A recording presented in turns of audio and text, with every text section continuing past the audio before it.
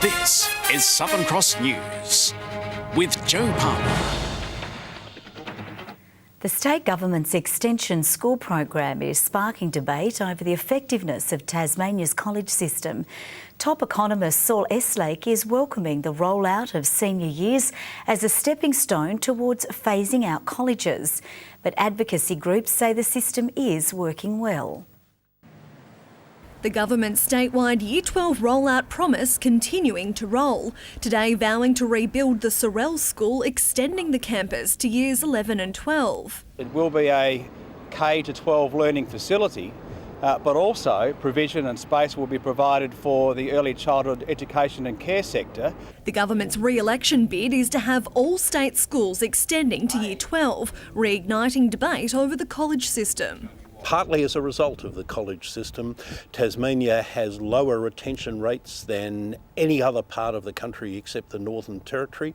That hasn't changed over the last 50 years. Saul Eslake says having senior students as role models will help retention rates. Expensive college fees a barrier for some children, while changing teacher relationships is also highlighted as a disadvantage. The colleges themselves can be, in many cases, turned into new 7 to 12 high schools. That would be a very good future for Hobart College, for example, filling an unmet need. But Tasmania's State Schools Association believes the college system is working well, fears the rollout policy will see colleges having to compete for students.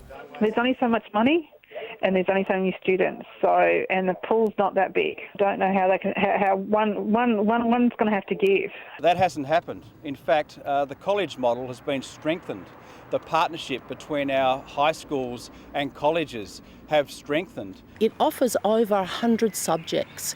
In the extender schools, currently there are sometimes a handful, 5, 10, it can't be compared. Tasso says the minister is yet to show specific figures on just how successful the extension program is. We had 533 students enrolled.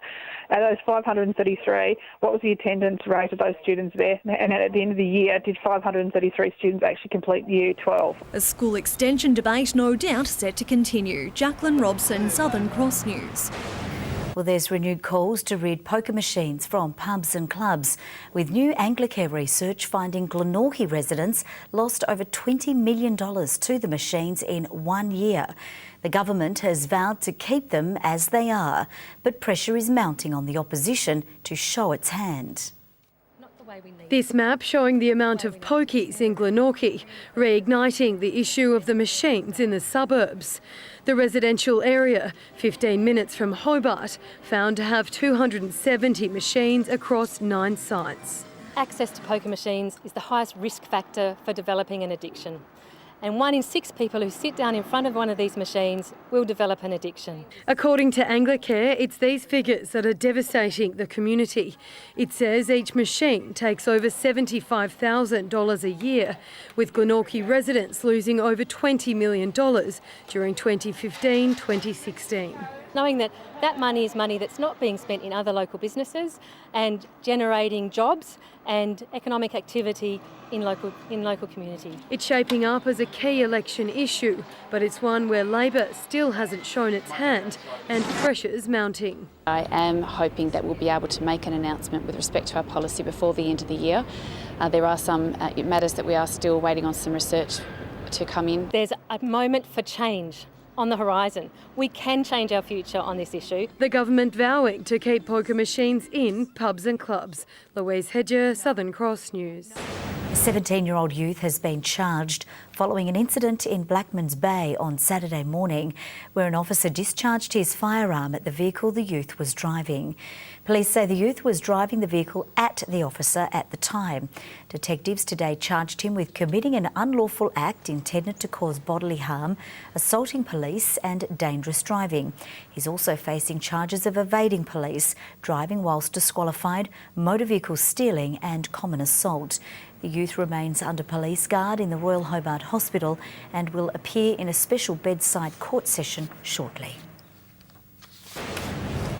6 tourists have been left stranded after their minibus they were travelling in veered off the road and into a fence. The bus was travelling on the Midland Highway near Pirana before failing to negotiate a bend just after 2 p.m. today. While the tourists were shaken up, no one was injured. The Tasmanian Fire Service is imparting its skills and knowledge to firefighters from the Central Pacific. A decade-long partnership between the Nauruan and Tasmanian governments sees firefighters learning additional skills in how to deal with a serious emergency. A mock-up car fire with 4 Nauruan firefighters to the rescue. This crew spending 2 intensive weeks in Tasmania to learn how to respond to a range of different incidents. Car fires and structure fires and road accident. The knowledge accrued will be shared with other crews in the Pacific Island nations in an effort to increase capabilities and support other islands in the case of a disaster. Tsunamis or earthquakes, something like that, some sort of structural collapse that may happen around that region. I want to help others. They're in Tasmania as part of a decade-long partnership with Pacific Island governments. They're very well educated in firefighting anyway, but it's sort of enhanced. We've sort of given them a little bit of extra knowledge. There's a lot of opportunity that our trainer show us, open us our knowledge. Over the course of this partnership, the TFS has donated a fire truck, firefighting uniforms, hoses and training materials. The group will continue their training in how to respond to aircraft fires later this week. Louise Hedger, Southern Cross News. New firearms storage requirements have come into effect in a bid to prevent gun theft in Tasmania. The new regulations mostly relate to the thickness of steel safes and the use of alarms, making these the first storage changes since 1996. These safes can cost anywhere from $400 to $2,000. And as of today, Tasmanian gun owners must have a 2mm thick metal safe or one made of concrete. As of now, we've got a good balance in the storage of firearms. We've asked firearm owners, and they've agreed to upgrade their storage a little in exchange for a deterrent to firearm burglaries. The storage changes aim to prevent gun theft and their use in criminal activities. Senior Sergeant Luke Manhood says firearms are a highly desirable target to thieves. We're never going to prevent every firearms theft. There will still be firearms that are stolen and they'll end up in the hands of criminals. But a lot of these firearms that were being stolen, we could see that they were being stolen because storage was insufficient. But not all agree. Gun shop manager Graham Blaskett says the new regulations are pointless. It is an impost and it's not going to achieve any difference in the outcome of misuse of firearms. He says it just means law-abiding gun owners would now have to spend more money. A little bit reluctant or hesitant in having to spend an extra $600 or $700 or $800 on complying when they already do comply. The new regulations means external hinges and thin steel safes are no longer compliant. Full details can be found on Tasmania Police Firearms Services website. Rita Risk, Southern Cross News.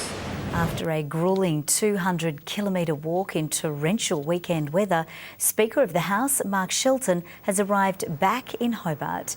The member for Lyons taking on the challenge, walking from Longford to Hobart to raise money for Children's Disability Service St Giles. To be able to be part of raising $13,700 at this stage for St Giles, anybody would take that any day. So we've got to go through a bit of pain to achieve that every now and again, then so be it. It means that we can do some really interesting and creative things for children with disability, just like Evan. So it allows us to kind of, I suppose, create opportunities for kids to learn and grow and develop. The money raised will go towards funding extra projects for the organisation. Now let's take a look at the day's business and finance news with thanks to Tasplan, your local super fund. The Australian share market has closed steady as regulatory risk weighed on the country's major banks and surging iron ore futures rallied the miners. The ASX 200 index has dropped by 4.2 points. Short time ago, the Australian dollar was trading at 75.98 US cents and 110.92 New Zealand cents. Hobart Hurricanes import Lauren Winfield says she's ready to put some big scores on for the side as their WBBL campaign draws nearer. Winfield is the last international to arrive in town and is match ready after contributed for England in the recent Ashes series.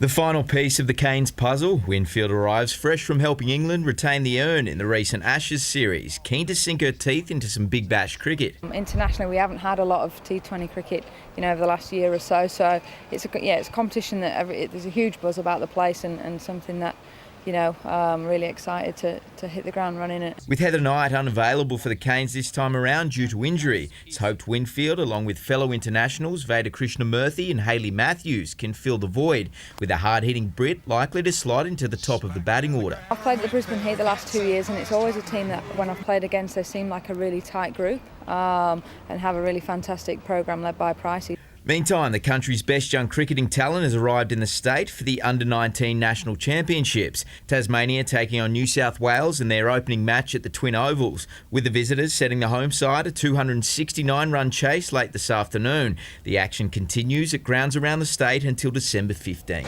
A century from Jordan Silk has the Tasmanian Tigers on track for another Sheffield Shield win. The New South Wales attack struggled to find answers at Blunston Arena as the Tigers' top order fired with the bat, sitting at 3 for 373 a short time ago. Chasing their second Shield win on the trot, Jordan Silk got things off on the right note for the Tigers, notching up some early boundaries with the home side looking the goods. After a slow start with the bat, Alex Doolan eventually found his feet as he and Silk settled in. Doolan cut painfully short of his half-ton after lunch, with Harry Conway claiming the first scalp of the match. It did little to shake the home side's resolve as skipper George Bailey got straight down to business. Silk soon had his 50 and the Tigers were sitting pretty. Through square leg, down to the fence for 4. The onslaught continued into the afternoon session, with Bailey bringing up his 50 in style. Sitting just short of his century, Silk bided his time until after the tea break, with the elated opener eventually bringing up his 5th first-class 100. Celebrations were short-lived, with Doug Bollinger ending his day on 104. Bailey following him to the change rooms not long after on 71, as Bollinger claimed another. But the damage on the scoreboard had already been done, with the Tigers racing towards 250. The Gully third man region for 4, so Matt Wade gets off the mark straight away. A Tasmanian boundary umpire has been rewarded for a consistent few years in the State League, offered a contract to umpire in the AFL. Adam Reardon will be based in Brisbane, umpiring the Lions and Gold Coast Suns games throughout the 2018 season. Now that I've got there is to consolidate a spot and obviously try and push up the list a little bit and hopefully get a couple of finals and maybe one day the big day. Reardon leaves for Brisbane at the end of next month to begin pre-season umpire training. Good evening. Hobart reached 16 today. Launceston, Burnie and Devonport all on 19 degrees. 20 at Friendly Beaches and Eddystone Point, the high. Wynyard, Strawn and Flinders Island all 19 degrees. Low Head, St Helens and Bushy Park 18. Campania, Grove and King Island 17 today. Lyowini reached 10.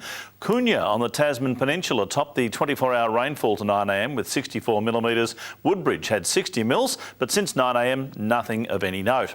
There is a high band of cirrus cloud over Victoria and Tasmania, convective cloud with embedded thunderstorms over southern Queensland and northern New South Wales, and a touch of mid to high level cloud streaming over Western Australia. Closer in, a high-level cloud band extended over Tasmania's north today, a little cover over the south and east coasts as well. Tomorrow, a high over the Bight extends a ridge over the state. 3 low-pressure systems track down the east coast of the nation. A cold front sits to our west. East to southeasterly winds increasing to 15 to 25 knots over the northeast. Variable winds inland below 10 knots. Hobart, a mostly sunny 19 tomorrow. Sun back for Adventure Bay as well, and 19 on Bruny Island, 20 the top for Tarraleah. Launceston, partly cloudy but warming up to 24. Possible shower for Devonport and 19. 20 for Bridport with some late rain moving in. Possible shower for Burnie as well and 19. 20 the high for Strawn. Marrawar a possible shower and 19. While for St Helens, a little bit of late rain. 18 the top, 17 for Swansea. Whitemark, rain developing and 20.